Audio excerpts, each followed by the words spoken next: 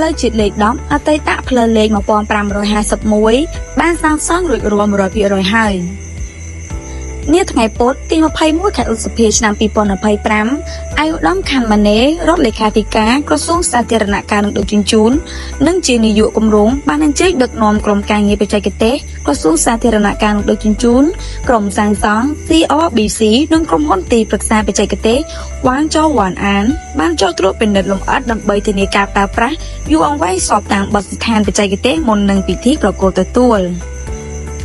ផ្លូវជាតិលេខ10មានចំណុចចាប់ផ្ដើមពីផ្លូវជាតិលេខ57ដល់លេខ7ត្រង់ PK 35បូកនឹង900ស្ថិតនៅក្នុងភូមិកញ្ចាំងឃុំស៊ុងស្រុកសំឡូតខេត្តបាត់ដំបងឆ្លងកាត់ឃុំប្រម៉ោយស្រុកវាលវែងខេត្តពោធិ៍សាត់រហូតទៅដល់ផ្លូវជាតិលេខ48ចាស់ត្រង់ PK 1បូកនឹង700ស្ថិតនៅក្នុងសង្កាត់ស្មាច់មានជ័យក្រុងខេមរៈភូមិន្ទខេត្តកោះកុងគូបញ្ជាក់ថាផ្លូវជាតិលេខ10នេះជាប្រភេទផ្លូវ Grade C ការកៅស៊ូពីស្រទាប់ DBST មានប្រវែងផ្លូវសរុប 197.36 គីឡូម៉ែត្រនិងទទឹង9ម៉ែត្រគម្រោងសាងសង់ផ្លូវនេះមានរយៈពេល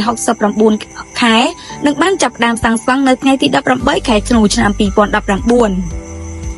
ក្រោយពីក្រុមការងារបានត្រួតពិនិត្យរួចរាល់នៅព្រឹកថ្ងៃទី22ខែឧសភាឆ្នាំ2025អាយុដំរដ្ឋលេខាធិការបានអញ្ជើញដឹកនាំក្រុមការងារប្រជុំវិតម្លៃយកព្រមទទួលយកកិច្ចការងារការសាងសង់ផ្លូវជាតិលេខ10និងដាក់ឲ្យប្រើប្រាស់បណ្ដោះអាសន្នក្នុងរយៈពេល1ឆ្នាំដើម្បីបន្តពិនិត្យគុណភាពនិងទទួលយកជាស្ថាពរ